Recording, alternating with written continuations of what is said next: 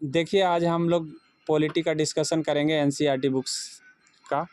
तो आज हम लोग का सेट नंबर पहला है और ये सेट 4 तक चलेंगे। 4 सेट में आपको पूरे एनसीईआरटी कवर कराने का प्रयास किया जाएगा। पहला प्रश्न आप देखिए, दिख रहा है। पहले प्रश्न में आपसे बोला है कि भारत के विविधता के संबंध में सही कथन चुनना था, जिसमें से यहाँ लोगों की विभिन्न प्रकार की भाषाएं बोली जाती, तो बिल्कुल एक भाषा नहीं, कई भाषा बोली जाती हैं। यहाँ अलग अलग के धर्मों के लोग पालन करते हैं, सही है, दोनों सही है, तो राइट आंसर सी हो जाएगा। एकदम आसान सा प्रश्न था। अगले प्रश्न की ओर बढ़ते हैं और नेक्स्ट प्रश्न 2 है। दूसरा में आपसे पूछा था कि कथन पर विचार कीजिए और सही कथन बताइए। तो यहाँ पे बोला था लद्दाख जम्मू कश्मीर के पूर्व पहाड़ियों में बसा एक मैदानी इलाका है। तो ये कथन गलत है, क्योंकि वो मैदानी नहीं, पहाड़ी इलाका है। और दूसरा में बोला था कि यहाँ बकरी पाली जाती है जो पश्मीना जाति की है। तो ये कथन सही था। तो 2 आंसर इसका आपका बी हो जाएगा। आंसर जो है बी हो जाएगा। अगले प्रश्न आप देखिए, तीसरा में आपसे पूछा था कि केरल आने वाले पहले विदेशी व्यापारी कौन थे। चाहे केरल बोले, चाहे आपका हालांकि देखिए, केरल बोलता है तो केरल में, और एक बोलता है विदेशी व्यक्ति। तो विदेशी व्यक्ति से पहले भी एक अरबी आ चुके थे हमारे यहाँ। तो यहाँ पे जब अरबी ऑप्शन में रहेगा तो अरबी यहूदी आप लगाएंगे, आप पुर्तगाली नहीं लगाएंगे। इसलिए राइट आंसर इसका हो जाएगा ए। हाँ, तो केरल देखिए, केरल पूछे भारत पूछे, भारत में या पूछे तो भी वही बात हो केरल में, लेकिन जब अरबी ऑप्शन में ना हो तो पुर्तगाली लगाते हैं। ऑप्शन में अरबी है तो आपको ये अरबी यहूदी ही पहले आए थे, इस बात को ध्यान। नहीं, ऐसा बात नहीं है। केरल में आया था जमोरिन, आया था पुर्तगाली ही पहले आया था, इस बात को ध्यान। चलिए, तो इसका आंसर ये हो जाएगा। आगे प्रश्न देखिए, इप्टा का शब्द का बोला है पूरा रूप क्या है। तो इप्टा भारतीय जन नाट्य संघ है, भारतीय जन, ठीक है, नाट्य संघ है। इंडियन पॉपुलेशन जो होता है आपको ट्रेनिंग एसोसिएशन होता है। तो सी इसका राइट आंसर हो जाएगा। अगले प्रश्न की ओर बढ़ते हैं, 5 नंबर। 5 में बोला था आपको कि विचार कीजिए कथन पर और असत्य कथन को ढूंढ के बताइए। तो आपका कथन असत्य जो है, भारत की खोज नामक पुस्तक जो है ना, महात्मा गांधी नहीं बल्कि ये जवाहरलाल नेहरू के द्वारा लिखा गया था, तो यही असत्य है। दूसरा, इसमें वर्णन है अनेकता और एकता के विषय में। तो ये बात दूसरी तो सही है, बट एक गलत है, इसीलिए आपका आंसर ए हो जाएगा। ए आंसर हो जाएगा, क्योंकि कथन असत्य पूछा था। चलिए, 6 नंबर है। हाँ बोलिए।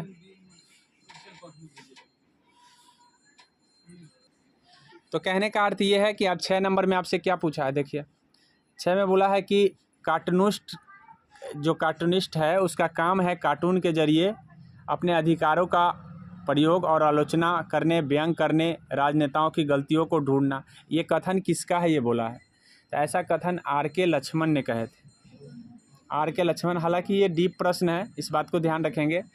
आम एग्जाम में नहीं पूछे जाएंगे, लेकिन ध्यान रखना, अब जैसे जैसे समय बीतता जा रहा है टफनेस ज़्यादा होते जा रहे हैं, इसीलिए हमको अब थोड़ा टफ क्वेश्चन करना ज़रूरी होगा।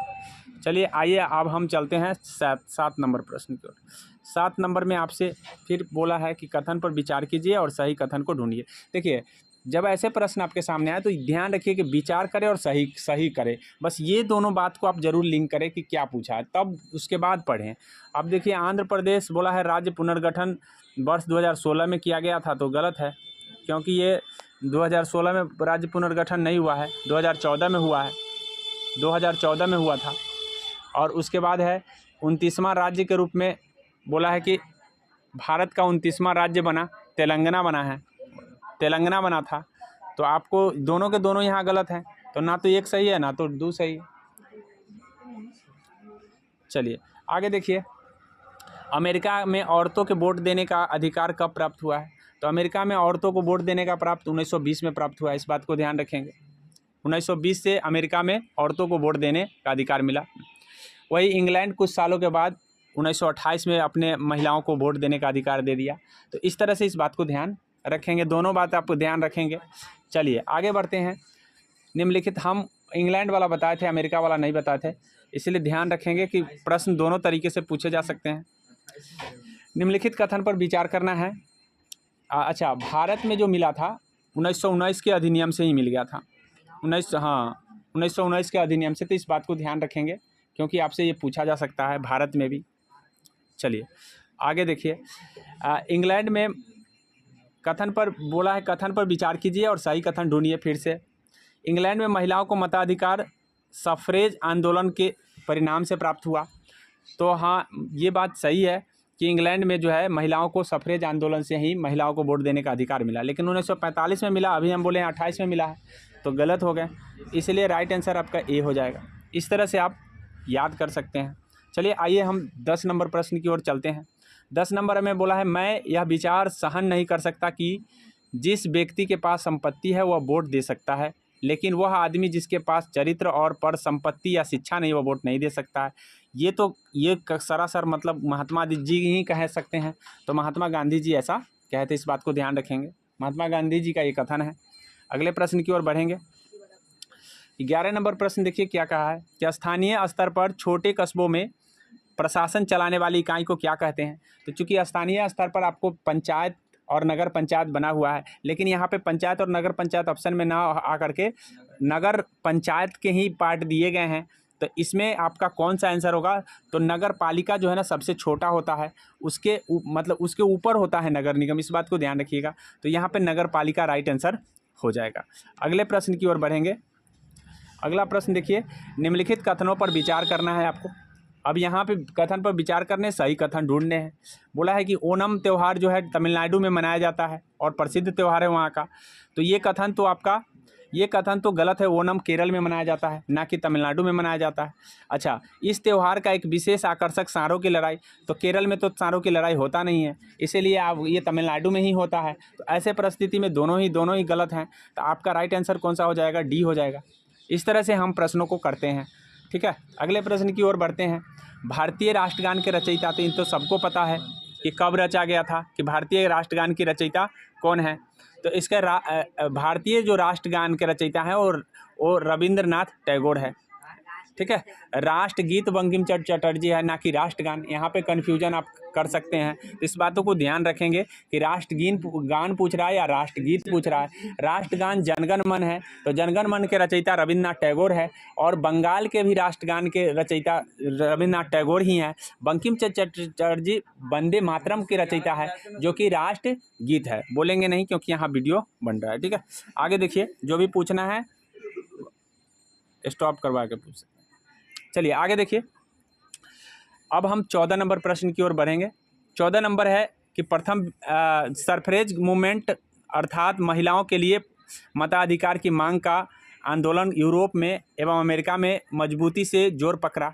तो आपको ध्यान होगा कि अभी हमने बताया कि 1920 में अमेरिका ने अधिकार दे दिया था, तो इसका मतलब है कि 1920 से पहले ही आंदोलन हुआ होगा।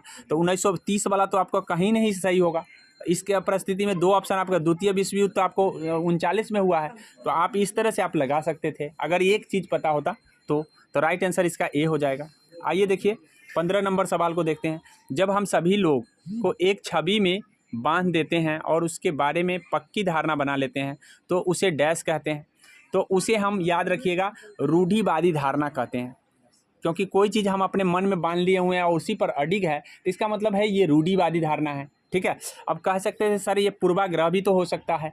तो पूर्वाग्रह एक अवधारणा होता है, धारणा नहीं होता है, इस बात को ध्यान रखेंगे। वो काल्पनिक सोच होता है, लेकिन हम यहाँ छवि को बांध रखे हैं तो इस तरह से उसको हम रूढ़िवादी कहते हैं। इस बात को ध्यान रखेंगे। अगले प्रश्न की ओर बढ़ेंगे। 16 नंबर प्रश्न देखिए, स्वतंत्रता के पूर्व किस प्रांत में महार समुदाय अछूत माने जाते थे। तो याद रखिएगा कि जब आप महार जाति सुनते हैं तो आपको नाम याद आना चाहिए डॉक्टर भीमराव अंबेडकर का, और वो थे बम्बई से। तो स्वाभाविक है कि इसका राइट आंसर बम्बई हो जाएगा, क्योंकि इस तरह से आप लगा सकते थे नहीं आते हुए भी। आगे प्रश्नों की ओर बढ़ेंगे। नेक्स्ट प्रश्न है 17। देखिए, ग्राम सभा के सदस्य होने के लिए क्या अपेक्षित नहीं है, अर्थात क्या मतलब अपेक्षित नहीं होने का मतलब है ज़रूरी नहीं है। ठीक है, अपेक्षित का मतलब है जरूरी नहीं है। तो आपको ध्यान रखना है कि ग्राम सभा सदस्य होने के लिए मुखिया बनना या वार्ड सदस्य बनना जरूरी नहीं है, क्योंकि ग्राम सभा के सदस्य वो बन जाते हैं जो प्रत्येक वोटर लिस्ट में जिनका नाम है, मतदाता सूची में नाम है, वो सभी ग्राम सभा के सदस्य, या 18 वर्ष से ऊपर हो गए तो स्वाभाविक है कि उसको वोटर लिस्ट में नाम आ जाएगा। तो इस तरह से जरूरी ये नहीं है, सी वाले जरूरी नहीं, बाद बाकी सभी जरूरी है। तो आपको जरूरी वाला भी याद रख लेना चाहिए, 18 वर्ष से अधिक होना चाहिए, मतदाता सूची में नाम होना चाहिए, ग्राम का निवासी होना चाहिए, तभी जा कर के आपको ग्राम सभा के सदस्य बनाए जा सकते हैं। तो ये बात आपको ध्यान रखना है। अगले प्रश्न की ओर बढ़ेंगे और नेक्स्ट प्रश्न है निम्नलिखित कथन पर विचार करने हैं और आपको सत्य कथन ढूंढना है।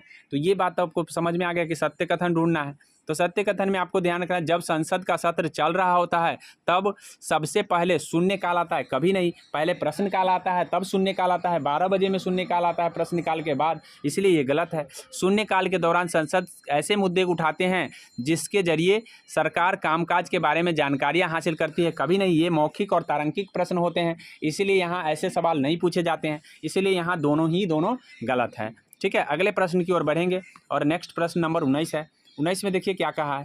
19 नंबर सवाल में आपसे बोला है ग्राम पंचायत सचिव के संबंध में कौन सा कथन सत्य है। अब पंचायत सचिव तो आप जरूर सुने होंगे, तो इसमें एक ही कथन सत्य है। कौन सा कथन सत्य है? तो उसके बोला है उसको राज्य सरकार द्वारा नियुक्त किया जाता है, इस बात को ध्यान रखेंगे। राज्य सरकार ग्राम पंचायत सचिव को नियुक्त करते हैं, इस बातों को ध्यान रखना है। अब इसमें आप कन्फ्यूजन इससे कर सकते हैं कि सर पंचायत समिति से कन्फ्यूज कर सकते हैं। तो पंचायत जो समिति होता है उसका चुनाव जनता के द्वारा होता है, लेकिन पंचायत सचिव होता है वो राज्य सरकार का आदमी होता है, इस बातों को ध्यान रखेंगे। अगले उसका चुनाव नहीं, नियुक्त किए जाते हैं राज्य सरकार के द्वारा, चुनाव नहीं होता है उसका। आगे है 20 नंबर सवाल पर हम आ गए हैं। 20 नंबर सवाल आपसे पूछा है कि कथन पर विचार कीजिए और सत्य कथन को ढूंढिए।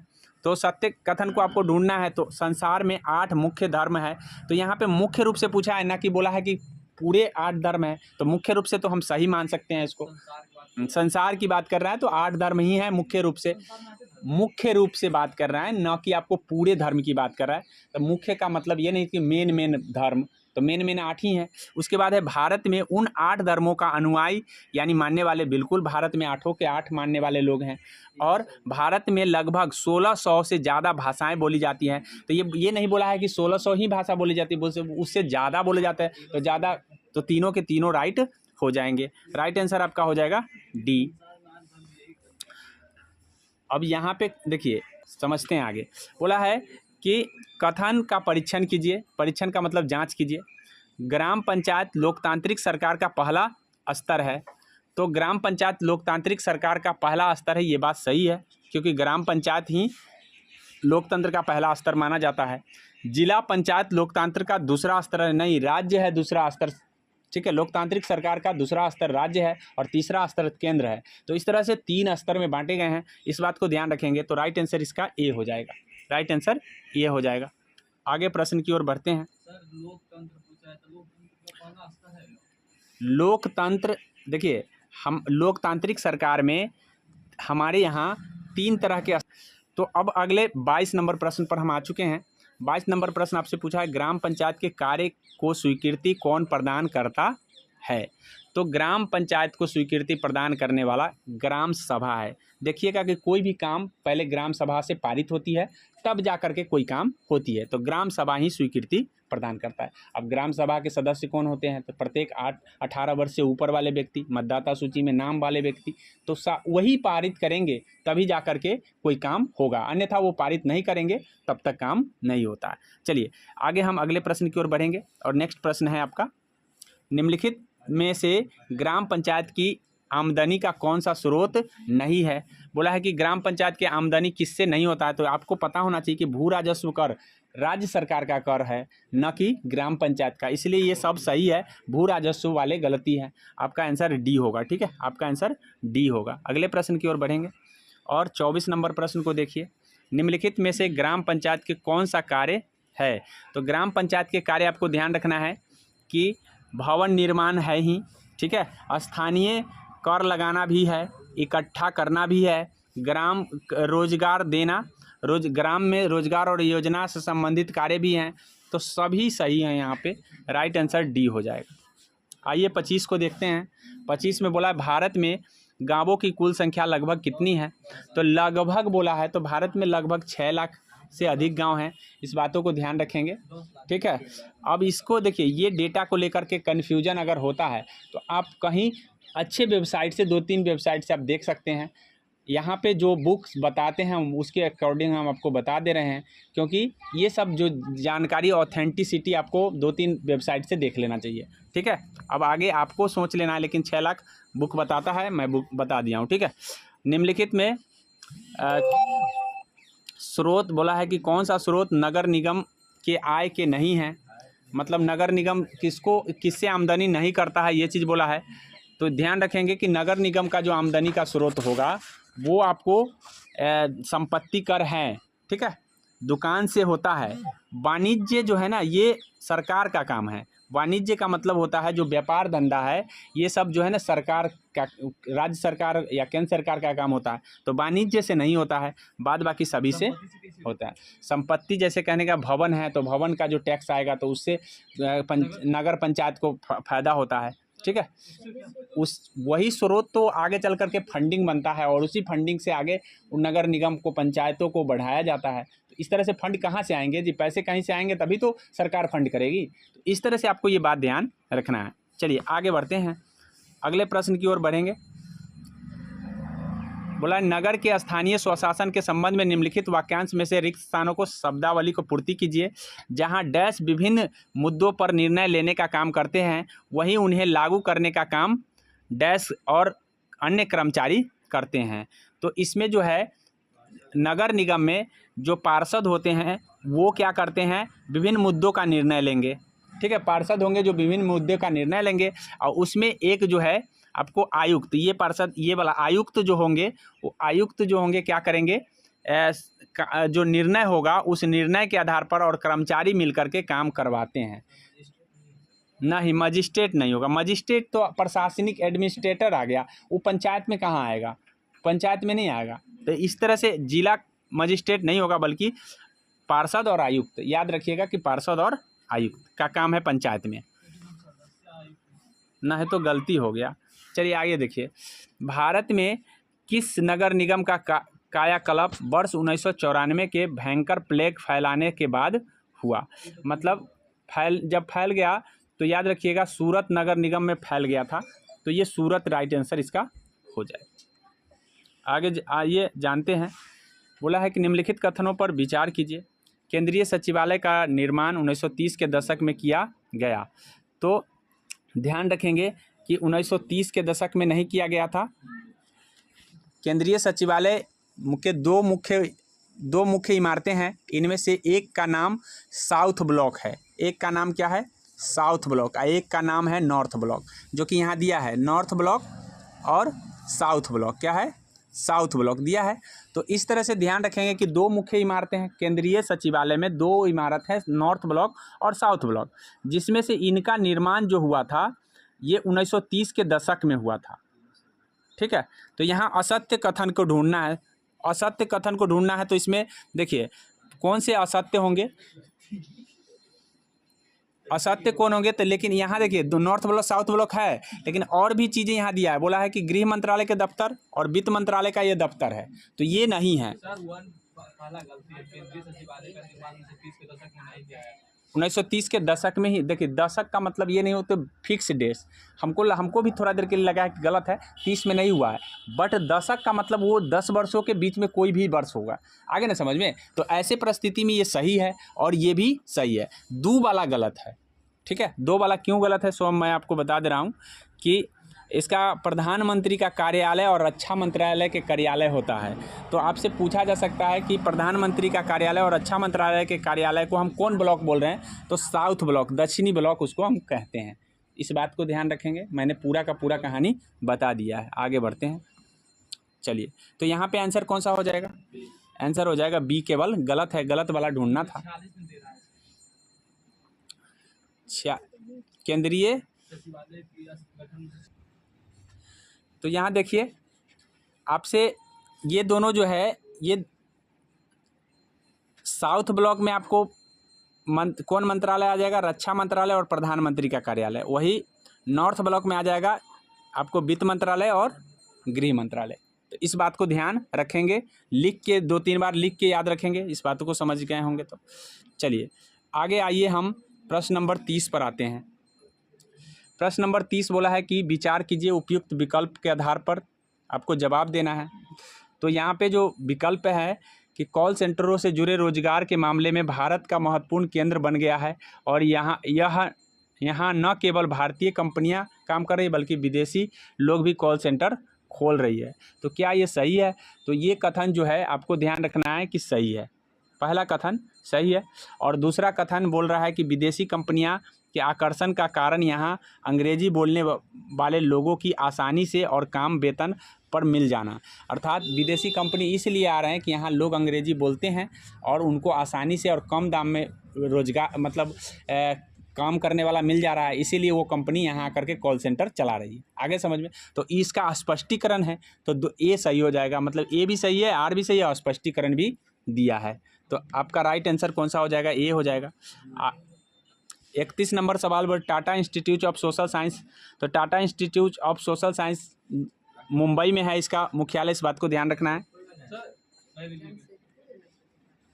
देखिए टाटा स्टील, वो टाटा स्टील वाला जो जमशेदपुर में है, यहाँ पे Tata institute of social sciences बोला है, वो टिस्को की बात अलग है, टिस्को अलग है और टीस है यहाँ पे, इस बात को ध्यान रखना। चलिए आगे देखिए, 18 वर्ष के कम उम्र के बच्चे को शोषण रोकने के लिए टोल फ्री चाइल्ड नंबर जो चलाया गया था वो कितना नंबर था ये बोला है। तो ध्यान रखिएगा ये 1098 है, ठीक है, 1098 है जो चाइल्ड 24 घंटे टोल फ्री आपातकालीन नंबर है ये, जिस पर कोई भी मतलब कॉल कर सकता है 18 वर्ष से कम वाले। आगे देखिए, बोला सरकारी प्राथमिक स्कूलों में मध्याह्न भोजन योजना की व्यवस्था किया जाना किसके निर्देश कार्यान्वित करने की दिशा में उठाया गया कदम है, मतलब किसके निर्देश में ये कदम उठाए जाते हैं। तो याद रखिएगा ये सुप्रीम कोर्ट के निर्देश में उठाए जाते हैं। जनरली लोग संसद या केंद्र सरकार मानेंगे, तो ये ध्यान रखिएगा ये सुप्रीम कोर्ट के निर्देश पर ये कदम उठाए जाते हैं, सुप्रीम कोर्ट आदेश करते हैं उसके हिसाब से। चलिए आगे देखिए, बोला है कि निम्नलिखित कथनों पर विचार करना है और सही कथन को ढूंढना है। बोला संसद हमारे लोकतंत्र का आधार स्तंभ है, तो बिल्कुल सही है कि संसद ही हमारे लोकतंत्र का आधार स्तंभ है। बोला संसद में हम अपने मनोनीत प्रतिनिधियों के माध्यम से नहीं बल्कि चुना हुआ प्रतिनिधि के माध्यम से करते हैं, तो 2 गलत है, 1 सही है। राइट आंसर इसका हो जाएगा ए। अगले प्रश्न की ओर बढ़ेंगे और 35 नंबर सवाल को देखिए। यहाँ पे बोला है कि कथन को आपको देखना है, उपयुक्त कथन का चयन करना है ए आर को। जब स्कूल में मध्याह्न भोजन मिलने लगा बच्चों की उपस्थिति सुधार आया, बिल्कुल सही है। भोजन जब से मिलना लगा तब से सुधार आया है।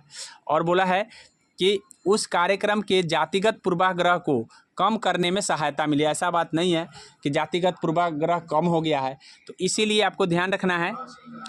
एक मिनट, पूर्वाग्रह कहने का मतलब है थोड़ा बहुत तो मोनोपोली घटा होगा, क्योंकि इसलिए घटा होगा कि हर जाति के बच्चे एक जगह खा रहे हैं, तो थोड़ा बहुत कम हुआ होगा, तो हम इसको मान सकते हैं। तो इस स्तर पर आपका ये सही है, दोनों सही है, बट एक व्याख्या नहीं है इसका, खाली हाँ स्पष्टीकरण नहीं करेगा। तो इसलिए ध्यान रखिएगा कौन सा हो जाएगा, स्पष्टीकरण नहीं, बी वाला हो जाएगा। कौन हो जाएगा? बी वाला। ये स्पष्टीकरण नहीं है, क्योंकि ये हम स्पष्ट रूप से नहीं कह सकते हैं कि मध्याह्न भोजन आने से लोग जातिवाद मानना बंद कर दिया, ठीक है।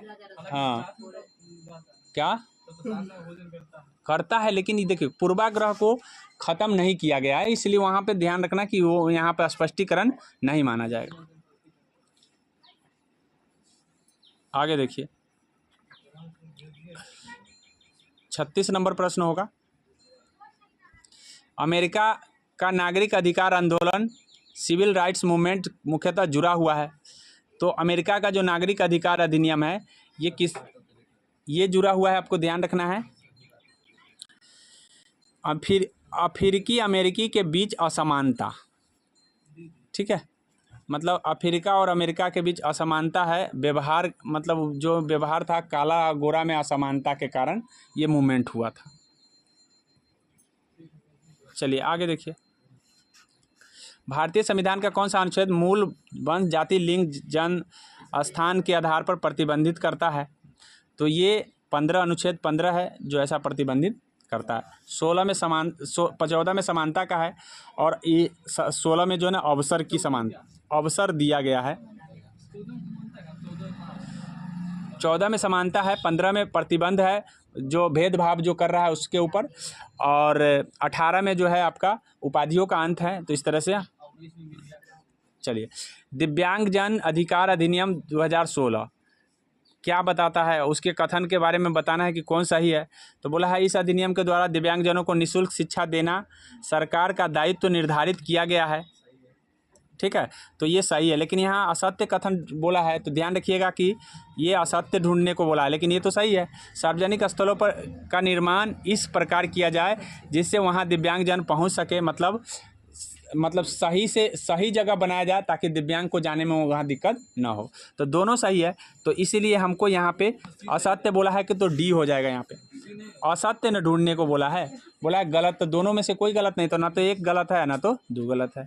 ठीक है, आगे देखिए, अगला प्रश्न आपसे बोला है कि भारतीय स्वास्थ्य प्रणाली के संदर्भ में ओपीडी के बारे में बोला है। तो ओपीडी आप जरूर जाते होइएगा, तो वहाँ पे लिखा रहता है कि बाह्य रोगी विभाग। ओपीडी में आप अगर गए होंगे कभी ओपीडी में, तो वहाँ पे हिंदी में लिखा रहता है बाह्य रोगी विभाग। ऐसा नहीं कि ऑपरेशन डिपार्टमेंट लिख दिए तो गलत हो जाएगा। चलिए, आप इसका मतलब आप कभी अस्पताल नहीं गए हैं। जल और स्वच्छता सतत विकास, अब यहाँ पे देखिए, आगे देखिए, बात नहीं कीजिए। जल और स्वच्छता सतत विकास के कर्म का लक्ष्य बोला है कि कौन सा है। तो ये लक्ष्य जो है आपको ध्यान रखना है कि 6 नहीं, लक्ष्य हाँ 6 लक्ष्य ही लिया गया है, लेकिन ध्यान रखिएगा कि कौन सतत विकास लक्ष्य जल और स्वच्छता के ऊपर है, इस बात को ध्यान रखिए। लक्ष्य नंबर 6 है। सतत विकास लक्ष्य 3 का उद्देश्य क्या है, तो ये करंट से शामिल कर दिया, हालांकि थोड़ा सा आपको ध्यान रखना है इस लक्ष्य के बारे में। खुशहाली लाना इस लक्ष्य 3 का काम है। उत्तम स्वास्थ्य और खुशहाली लाना, स्वास्थ्य उत्तम होगा तो खुशहाली आएगा ही। अब देखिए 42 नंबर प्रश्न में आपसे बोला है कि कौन डिपार्टमेंट है जो हमको मतलब जेनेरिक दवा के नाम पर्ची लिखने के उपचार की बात करता है। तो ये डिपार्टमेंट का नाम है, अभी हाल ही में किया है, अखिल भारतीय आयुर्विज्ञान संस्थान है, जिन्होंने जेनेरिक दवा को रिकमेंड कर दिया है, अर्थात कह दिया है कि भाई आप पर्ची बना सकते हैं जेनेरिक दवा का। आयुर्विज्ञान संस्थान, आप स्वास्थ्य मंत्रालय लगा दिए तो गलती हो गया। चलिए 43 नंबर सवाल देखिए, बोला है किस मध्य अमेरिकी देश ने सेना पर व्यय किए जाने वाले व्यय को लोगों की शिक्षा, स्वास्थ्य और अन्य ज़रूरतों को पूरा करने के लिए व्यय करने का निर्णय लिया है। तो ये जो है आपको ध्यान रखना है कि कोस्टा रिका ने कहा है कि भाई जो सेना पर जो व्यय हो रहा है उससे व्यय हम शिक्षा स्वास्थ्य पर करेंगे। यहाँ पे कोस्टा रिका के सरकार ने ऐसा निर्णय ले लिया है। आगे देखिए 40% बोला है पंचायतों में को जो है ना अपना कुल बजट आवंटित कर दिया है। तो ये ऐसा किस सरकार ने किया है, तो ऐसा केरल सरकार ने कर दिया है। केरल सरकार ने कहा है कि भाई हम अपनी पंचायत में जितना बजट बनाएंगे उसका 40% हम पंचायत में ही खर्चा करेंगे। तो ये केरल सरकार का कहना है। चलिए ठीक है, आगे देखिए, ये करंट देखिए, ये करंट का मुद्दा है लेकिन हमेशा के लिए मुद्दा बना रहेगा।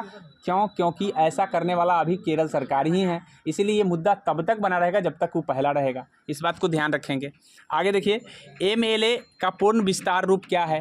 तो एमएलए का तो तुम सभी जानते हो कि मेंबर ऑफ लेजिस्लेटिव काउंसिल होगा।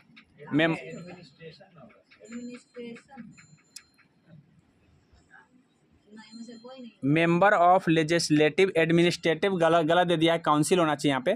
ठीक है, अच्छा एमएलए है, एमएलए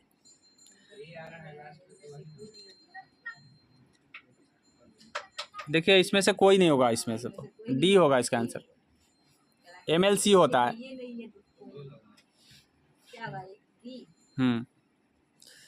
चलिए आगे देखिए, हिमाचल प्रदेश विधानसभा के कितने निर्वाचन क्षेत्रों में बांटा गया है।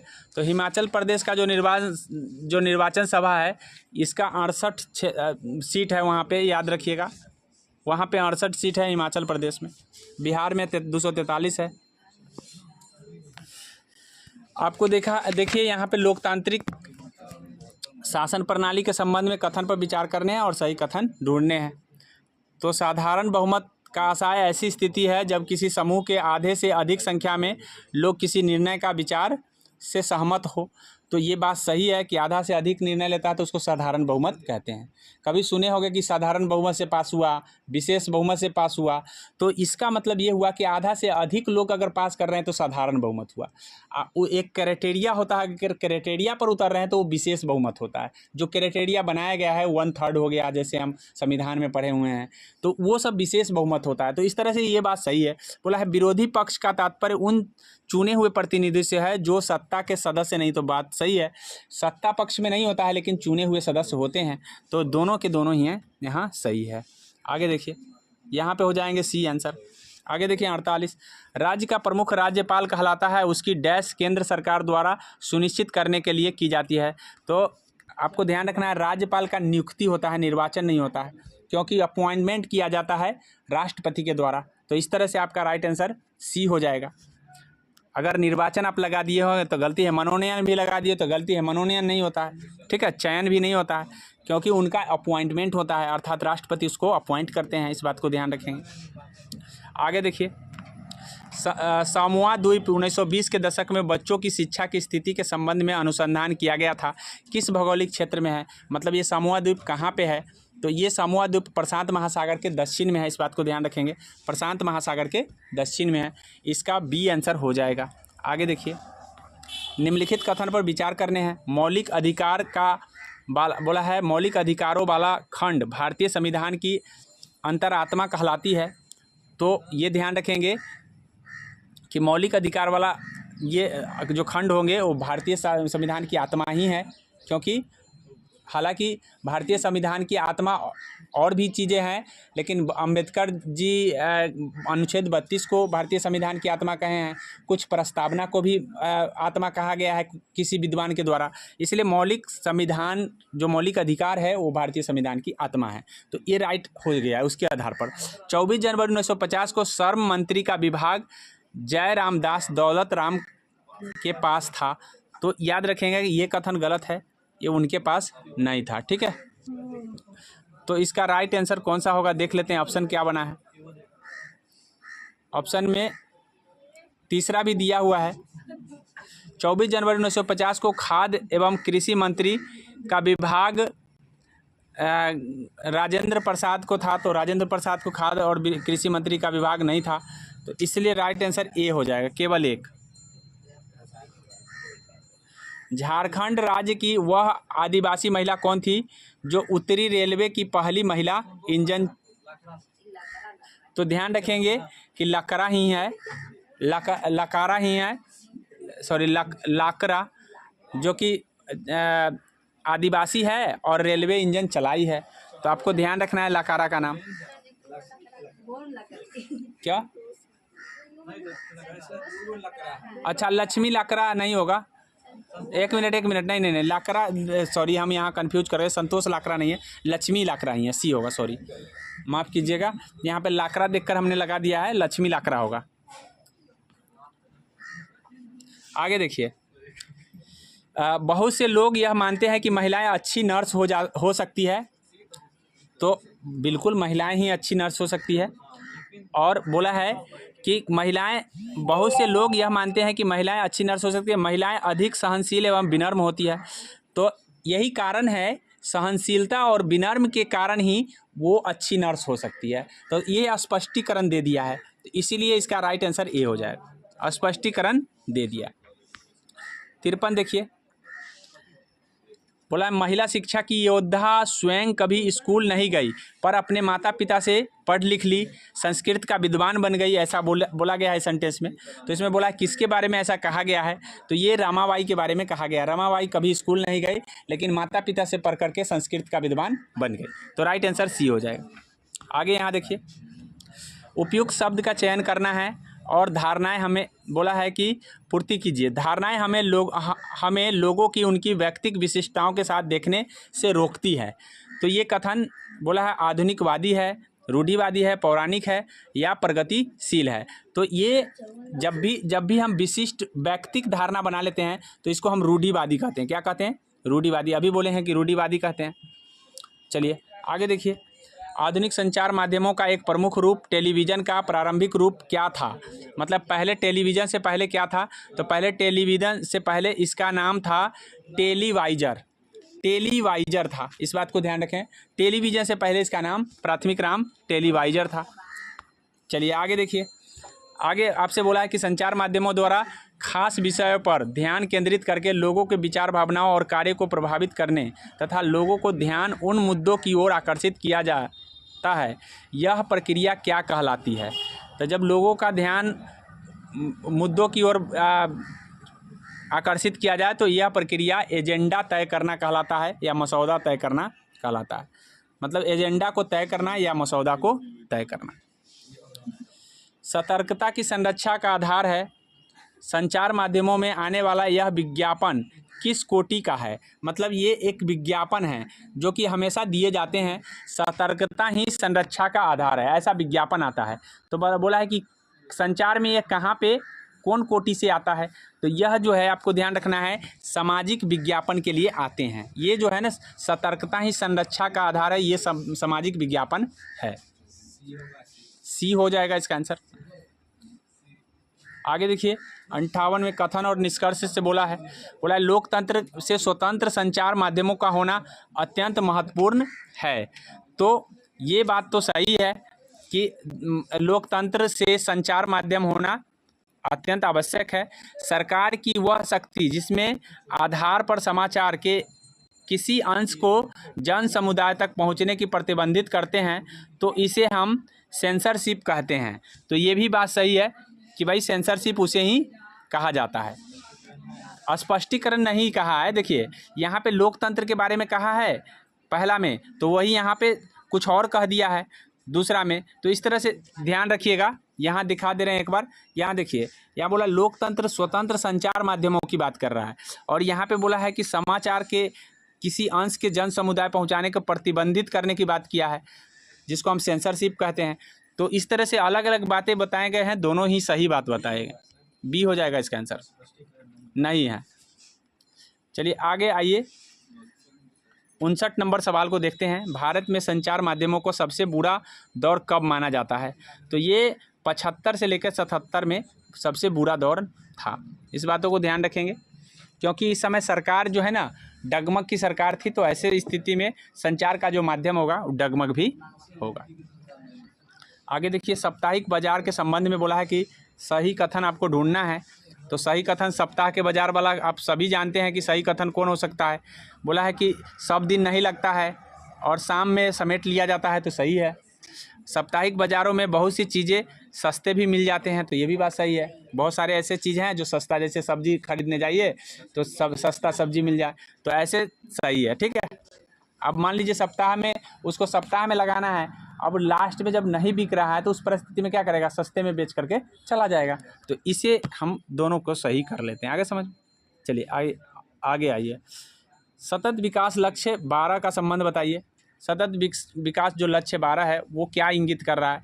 तो यह इंगित कर रहा है जिम्मेदारी से उपभोग और उत्पादन। मतलब कोई भी चीज़ का जिम्मेदारी से उपभोग कीजिए, फालतू का मतलब उपभोग नहीं कीजिए, और उत्पादन भी जिम्मेदारी लायक कीजिए, जितना ज़रूरत हो उतना। सतत विकास लक्ष्य 12 का ये है। आगे देखिए, व्यापारियों के ऊपर निर्भरता कम करने और बुनकरों की आमदनी बढ़ाने के लिए डैश एक साधन है। तो ऐसा कौन सा साधन था? तो इस साधन का नाम था सहकारी व्यवस्था। इस साधन का नाम है सहकारी व्यवस्था।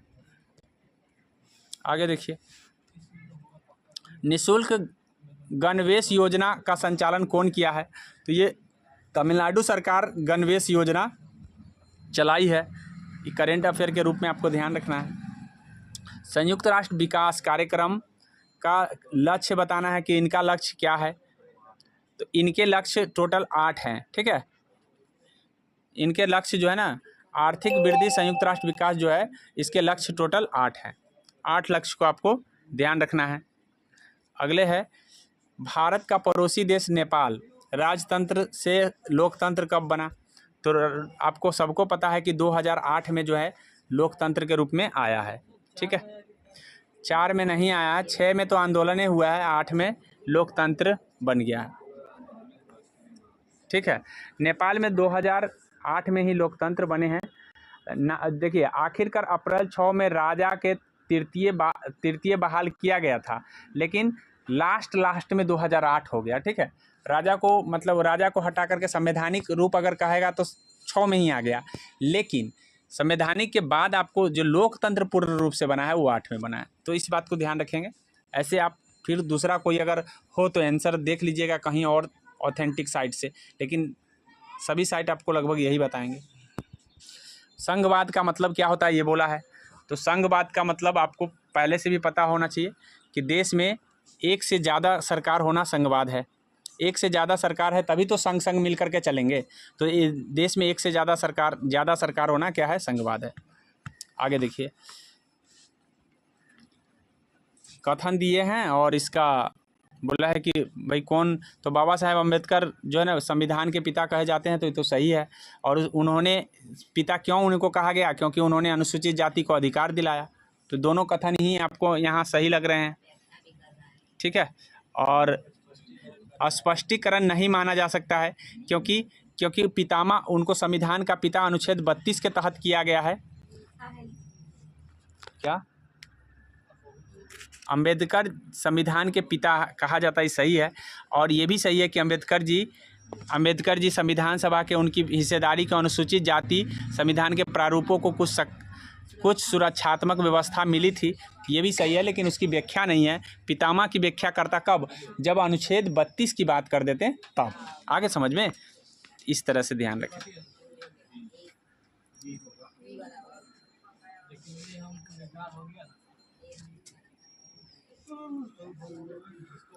आगे देखिए, ये लंबा चौड़ा क्वेश्चन देख लीजिए, ये कथन आप पढ़ लीजिए। यह कदम आम आदमी और लोकतांत्रिक शासन की सफलता में गहरी आस्था का द्योतक और इस विश्वास पर आधारित है कि वयस्क मताधिकार के जरिए लोकतांत्रिक सरकार की स्थापना ज्ञानोदय लाएगी। यह आम आदमी की कुशल क्षेम जीवन स्तर, सुविधा और बेहतर जीवन स्थिति को प्रोत्साहन देगी। मतलब ऐसा किसने कहा है? तो ऐसा कहे हैं एम के अय्यर कहे हैं, नहीं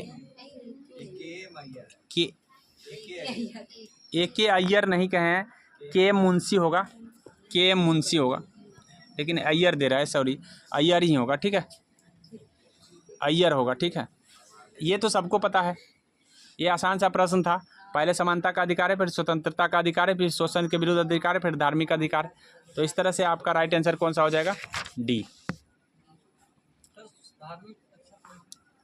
आप पढ़े हैं ना पहले 14 से 18, फिर 18 से 23 स्वतंत्रता का अधिकार, 14 से 18, 18 से 22 और 23-24 आपका है शोषण के विरुद्ध अधिकार, और 25 से लेकर आपको ये धार्मिक अधिकार है 28 तक, फिर उपचार का अधिकार है तो इस तरह से 5 हमको मौलिक अधिकार दिए गए हैं। तो क्रम वाइज पूछा था। आगे देखिए, 70 भारतीय संविधान की सभा का अंतिम बैठक कब हुआ था? तो आपको ध्यान रखना है कि यह बैठक 24 जनवरी 1950 को बैठक हुआ। 26 जनवरी से तो हम लोग गणतंत्र हो गए, गणतंत्र दिवस मनाए, कानून लागू हो गया। उसके बाद जो है कानून के सिरे में